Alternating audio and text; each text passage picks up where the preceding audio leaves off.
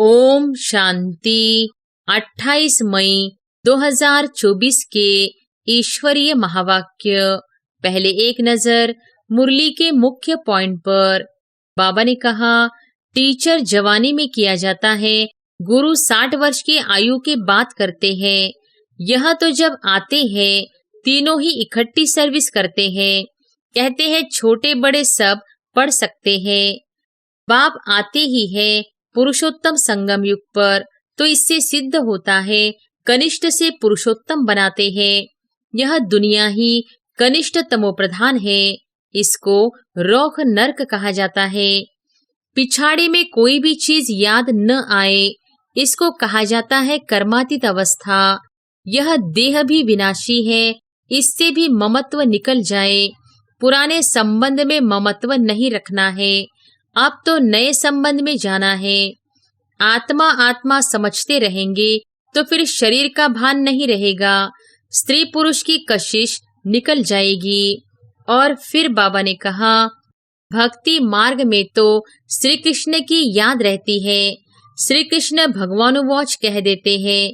यहाँ तो बाप कहते हैं देह को भी याद नहीं करना है, अपने को आत्मा समझो और सब तरफ से दिल हटाते जाओ। सभी संबंधों का प्यार एक में जैसे सैक्रिन हो जाता है। पाड़ बजाते बजाते अब नाटक पूरा हुआ। आत्मा पतित बनी तो शरीर भी पतित बना है। सोने में ही अलाय पड़ती है, फिर उनको गलाया जाता है। आत्मा को तो कोई निर्लिप कह न सके। आत्मा ही 84 जन्म लेती है, परंतु मनुष्य न जानने के कारण अनराइटियस बन पड़े हैं। एक बाप ही आकर राइटियस बनाते हैं। श्री कृष्ण के लिए भी कहते हैं ना, भगाया। फिर ऐसे श्री कृष्ण को प्यार क्यों करते हैं, पूछते क्यों हैं? और फिर लास्ट में बाबा ने कहा, श्री कृष्ण तो फर्स्ट प्रिंस है, वह तो कितना बुद्धिमान होगा। सारे विश्व का मालिक क्या कम बुद्धिमान होगा? वहाँ उन्हों को वजीर आदि होते नहीं, राय लेने की दरकार नहीं, राय लेकर तो संपूर्ण बना है।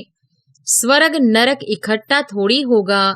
स्वर्ग किसको कहा जाता है, उसकी आयु कितनी है, यह सब बाप ने तुम्हें समझाया है। दुनिया तो एक ही है, नई को सतयुग, पुरानी को कलयुग कहा जाता है। तुम सुख जास्ती पाते हो। 3/4 है सुख, बाकी 1/4 है दुख। इसमें भी जब तमोप्रधान हो जाते हैं तब दुख जास्ती होता है। हर एक को अपना अपना फर्स्ट क्लास बगीचा रहता है। फर्स्ट क्लास फूल होते हैं, वहाँ की तो हवा भी फर्स्ट क्लास होगी। गर्मी आदि कभी तंग नहीं करेगी। सदैव बाहरी मौसम रहेगा। अगरबत्ती की भी दरकार नहीं। स्वर्ग का तो नाम सुनते ही मुख पानी होता है। इस समय आर्टिफिशियल फैशन करते हैं, पाउडर आदि लगाकर खूबसूरत बन जाते हैं। वहाँ तो नेचुरल ब्यूटी होती है। बाप की याद से ही आत्मा की जंग उड़ जाएगी और पवित्र दुनिया का वर्षा पाएंगे। और अब सुनते हैं महावाक्यों को विस्तार से। मुरली का सार। मीठे बच्चे, बाप है सर्व संबंधों के प्यार की सैक्रेन।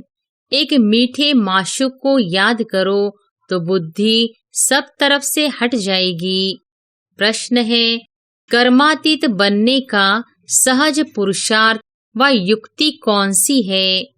उत्तर है, भाई भाई की दृष्टि को पक्का करने का पुरुषार्थ करो। बुद्धि से एक बाप के सिवाय और सब कुछ भूल जाए। कोई भी देहधारी संबंध याद न आए, तब कर्मातीत बनेंगे। अपने को आत्मा भाई भाई समझना, यही पुरुषार्थ की मंजिल है। भाई भाई समझने से देह की दृष्टि, विकारी ख्यालात खत्म हो जाएंगे। ओम शांति। डबल ओम शांति।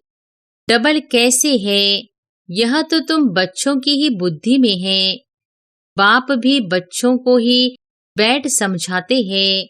पहले तो बाप का निश्चय होना चाहिए, क्योंकि यह बाप भी है, टीचर भी है, गुरु भी है। यूं तो लौकिक रीति से अलग अलग होते हैं। टीचर जवानी में किया जाता है, गुरु 60 वर्ष की आयु की बात करते हैं। यह तो जब आते हैं तीनों ही इकट्ठे सर्विस करते हैं। कहते हैं छोटे बड़े सब पढ़ सकते हैं। बच्चों की ब्रेन अच्छी फ्रेश होती है। यह तो बच्चे समझ गए। छोटे बड़े सब जीव की आत्मा जरूर है। आत्मा जीव में प्रवेश करती है। आत्मा और जीव में फर्क तो है ना। यहाँ तुम बच्चों को आत्मा और परमात्मा का ज्ञान दिया जाता है। आत्मा तो अविनाशी है, बाकी शरीर यहाँ भ्रष्टाचार से पैदा होता है। वहाँ तो भ्रष्टाचार का नाम ही नहीं होता। गाया भी जाता है संपूर्ण निर्विकारी दुनिया श्रेष्ठाचारी और भ्रष्टाचारी अक्षर है ना। यह सब बातें बाप ही समझाते हैं। बच्चों को सिर्फ यह पक्का निश्चय हो जाए कि हम आत्माओं का बाप हमको पढ़ाते हैं। बाप आते ही है पुरुषोत्तम संगम युग पर, तो इससे सिद्ध होता है कनिष्ठ से पुरुषोत्तम बनाते हैं। यह दुनिया ही कनिष्ठ तमोप्रधान है। इसको रोह नरक कहा जाता है। अब हमको वापस जाना है, इसलिए अपने को आत्मा समझो। बाप आए हैं लेने लिए। हम भाई भाई हैं, यह पक्का निश्चय कर लो।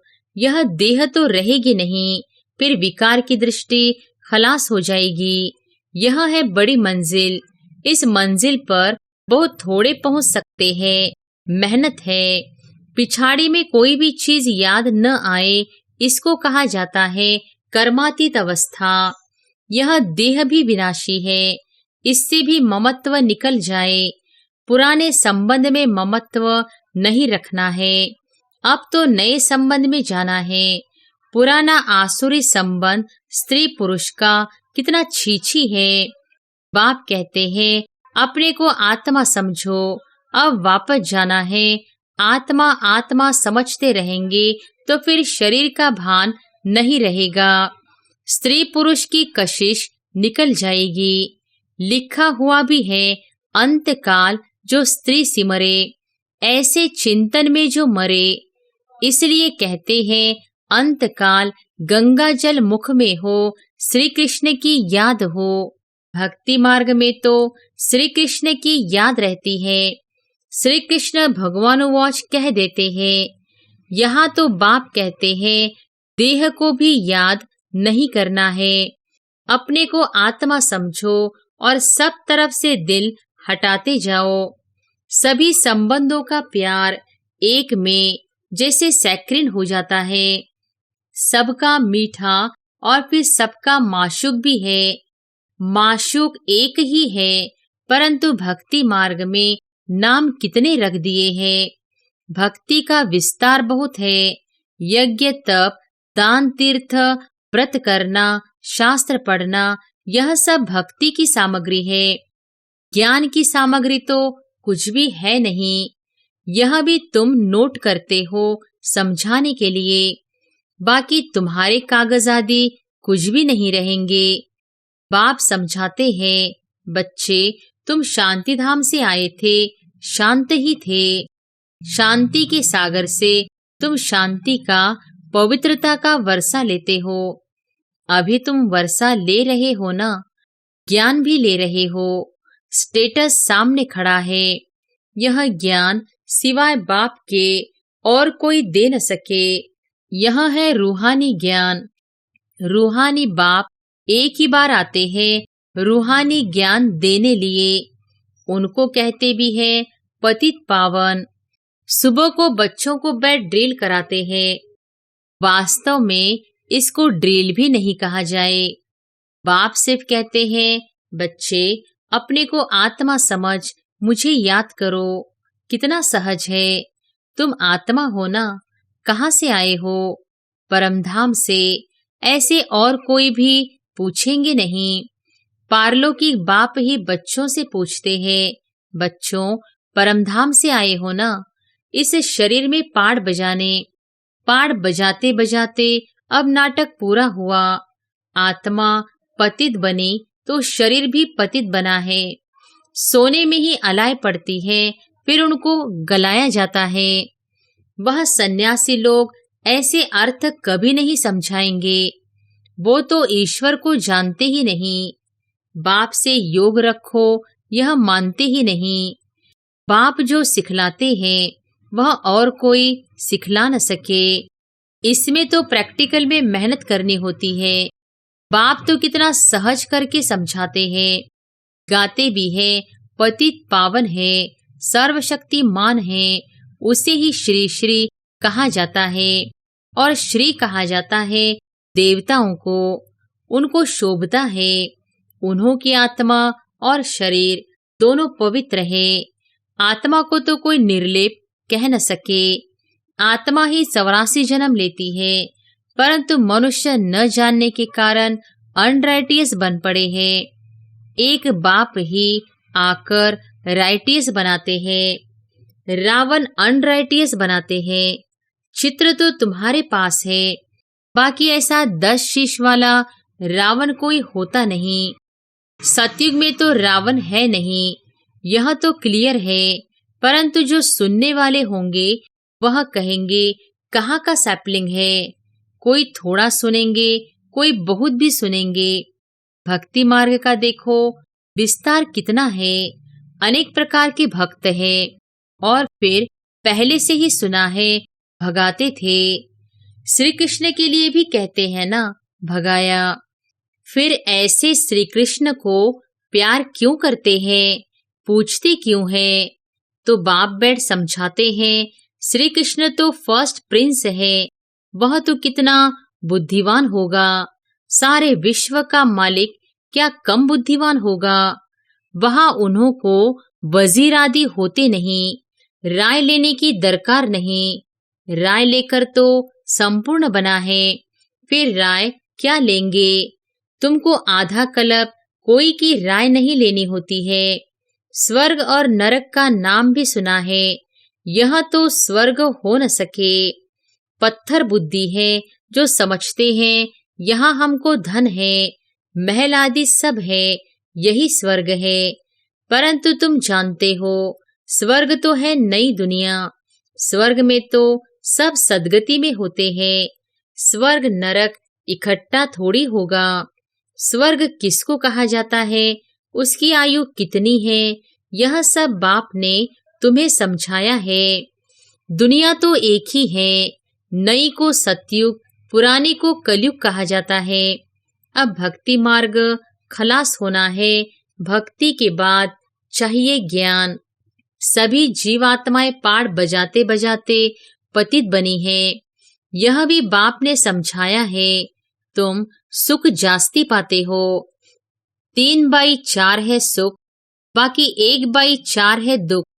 इसमें भी जब तमोप्रधान हो जाते हैं तब दुख जास्ती होता है। आधा आधा हो तो मजा ही कैसे हो? मजा तब है जबकि स्वर्ग में दुख का नाम निशान नहीं रहता। तब तो स्वर्ग को सब याद करते हैं।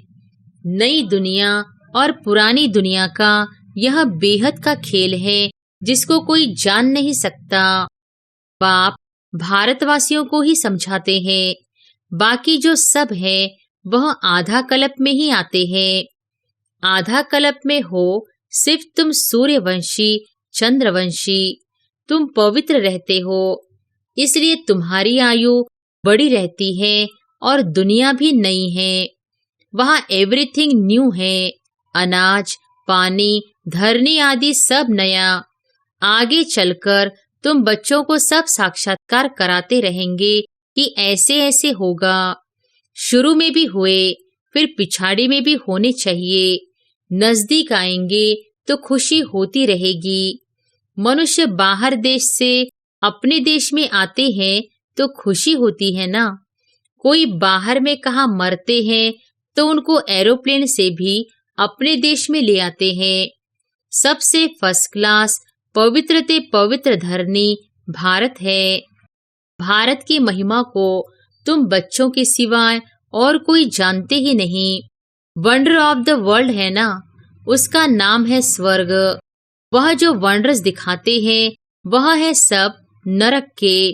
कहाँ नरक के वंडर्स, कहाँ स्वर्ग के रात दिन का फर्क है। नरक के वंडर्स भी बहुत मनुष्य देखने जाते हैं। कितने ढेर मंदिर हैं, वहां तो मंदिर होते नहीं, नेचुरल ब्यूटी रहती है। मनुष्य बहुत थोड़े होते हैं, सुगंध आदि की भी दरकार नहीं रहती है। हर एक को अपना अपना फर्स्ट क्लास बगीचा रहता है, फर्स्ट क्लास फूल होते हैं। वहां की तो हवा भी फर्स्ट क्लास होगी, गर्मी आदि कभी तंग नहीं करेगी, सदैव बाहरी मौसम रहेगा, अगरबत्ती की भी दरकार नहीं। स्वर्ग का तो नाम सुनते ही मुख पानी होता है। तुम कहेंगे ऐसे स्वर्ग में तो झट पहुंचे, क्योंकि तुम स्वर्ग को जानते हो। परंतु फिर दिल कहती है अभी तो हम बेहद के बाप के साथ हैं। बाप पढ़ाते हैं, ऐसा चांस फिर थोड़े ही मिलेगा। यहाँ मनुष्य मनुष्य को पढ़ाते, वहाँ देवताएं देवताओं को पढ़ाएंगे। यहाँ तो बाप पढ़ाते हैं, रात दिन का फर्क है। कितनी खुशी होनी चाहिए, 84 जन्म भी तुमने लिए हैं। तुम ही वर्ल्ड की हिस्ट्री ज्योग्राफी को जानते हो कि हमने तो अनेक बार यह राज्य लिया, फिर रावण राज्य में आए। अब बाप कहते हैं तुम एक जन्म पवित्र बनो तो 21 जन्म तुम पावन बन जाएंगे। क्यों नहीं बनेंगे? परंतु माया ऐसी है, भाई बहन की भी दाल नहीं गलती, कच्चे रह जाते हैं। दाल गले तब जब अपने को आत्मा समझ भाई भाई समझो, देह का भान निकल जाए। यह है मेहनत, सहज भी बहुत है। कोई को कहेंगे बहुत डिफिकल्ट है तो उनकी दिल हट जाएगी। इसलिए इसका नाम ही है सहज याद। ज्ञान भी सहज है। 84 के चक्र को जानना है। पहले पहले बाप का परिचय देना है। बाप की याद से ही आत्मा की जंग उड़ जाएगी और पवित्र दुनिया का वर्षा पाएंगे। पहले बाप को याद करो। भारत का प्राचीन योग ही कहते हैं, जिससे भारत को विश्व की बादशाही मिलती है। प्राचीन कितने वर्ष हुए? तो लाखों वर्ष कहते। तुम जानते हो 5000 वर्ष की बात है। वही राजयोग फिर से बाप सिखला रहे हैं। इसमें मूंझने की दरकार ही नहीं। पूछा जाता है तुम आत्माओं का निवास स्थान कहाँ है? तो कहेंगे हमारा निवास स्थान भ्रकटी है। तो आत्मा को ही देखना पड़े। यह ज्ञान तुमको अभी मिलता है, फिर वहां ज्ञान की दरकार ही नहीं रहेगी। मुक्ति जीवन मुक्ति को पा लिया, खलास। मुक्ति वाले भी अपने समय पर जीवन मुक्ति में आकर सुख पाएंगे। सब जीवन मुक्ति में आते हैं, वाया मुक्ति। यहाँ से जाएंगे शांति धाम, और कोई दुनिया है नहीं। ड्रामा अनुसार सबको वापस जाना ही है। विनाश की तैयारियां हो रही है। इतना खर्चा कर बॉम्ब्स बनाते हैं, सो रखने के लिए थोड़ी बनाते हैं। बारूद है ही विनाश के लिए। सतयुग त्रेता में यह चीजें होती नहीं। अब 84 जन्म पूरे हुए, हम यह शरीर छोड़ घर जाएंगे। दीपमाला पर सब नए नए अच्छे अच्छे कपड़े पहनते हैं ना। तुम आत्मा भी नई बनती हो। यह है बेहद की बात। आत्मा पवित्र बनने से शरीर भी फर्स्ट क्लास मिलता है। इस समय आर्टिफिशियल फैशन करते हैं, पाउडर आदि लगाकर खूबसूरत बन जाते हैं। वहां तो नेचुरल ब्यूटी होती है। आत्मा एवर ब्यूटीफुल बन जाती है। यह तो तुम समझते हो। स्कूल में सब एक जैसे नहीं होते। तुम भी पुरुषार्थ करते हो हम ऐसा लक्ष्मी नारायण बने। यह है तुम्हारा ईश्वरीय कुल। फिर होता है सूर्यवंशी चंद्रवंशी घराना। तुम ब्राह्मणों में राजाई नहीं है। तुम अभी संगम पर हो। कलयुग में अब राजाई है नहीं। भला कोई राजाई रह भी जाती, नील तो कभी होती नहीं। अब तुम यह बनने लिए पुरुषार्थ कर रहे हो। देखेंगे हम आत्माएं भाई भाई है और वह है बाप। बाप कहते हैं, एक दो को भाई भाई देखो, तीसरा नेत्र ज्ञान का तो मिला है, तुम आत्मा कहाँ निवास करती हो? आत्मा भाई पूछता है, आत्मा कहाँ रहती है? तो कहते हैं, यहाँ भ्रुकुटी में। यह तो कॉमन बात है, एक बाप के सिवाय कुछ भी याद न आए। पिछाड़ी में तो शरीर भी ऐसे बाप की याद में छूटे, यह प्रैक्टिस पक्की करनी है। अच्छा, मीठे मीठे सिकिलधे बच्चों प्रति माता पिता बाप दादा का याद प्यार और गुड मॉर्निंग। रूहानी बाप की रूहानी बच्चों को नमस्ते। धारणा के लिए मुख्य सार। पहली पॉइंट, सतयुग में फर्स्ट क्लास सुंदर शरीर प्राप्त करने के लिए अभी आत्मा को पावन बनाना है, कट उतार देनी है, आर्टिफिशियल फैशन नहीं करना है। दूसरी पॉइंट, एवर पवित्र बनने के लिए प्रैक्टिस करनी है कि एक बाप के सिवाय कुछ भी याद न आए, यह देह भी भूली हुई हो, भाई भाई की दृष्टि नेचुरल पक्की हो। वरदान है, शुभ भावना शुभ कामना के सहयोग से आत्माओं को परिवर्तन करने वाले सफलता संपन्न भव। शुभ भावना शुभ कामना के सहयोग से आत्माओं को परिवर्तन करने वाले सफलता संपन्न भव। जब किसी भी कार्य में सर्व ब्राह्मण बच्चे संगठित रूप में अपने मन की शुभ भावनाओं और शुभ कामनाओं का सहयोग देते हैं, तो इस सहयोग से वायुमंडल का कीला बन जाता है, जो आत्माओं को परिवर्तन कर लेता है। जैसे 5 उंगलियों के सहयोग से कितना भी बड़ा कार्य सहज हो जाता है, ऐसे हर एक ब्राह्मण बच्चे का सहयोग सेवाओं में सफलता संपन्न बना देता है। सहयोग की रिजल्ट सफलता है। स्लोगन है, कदम कदम में पद्मों की कमाई जमा करने वाला ही सबसे बड़ा धनवान है। अच्छा, ओम शांति।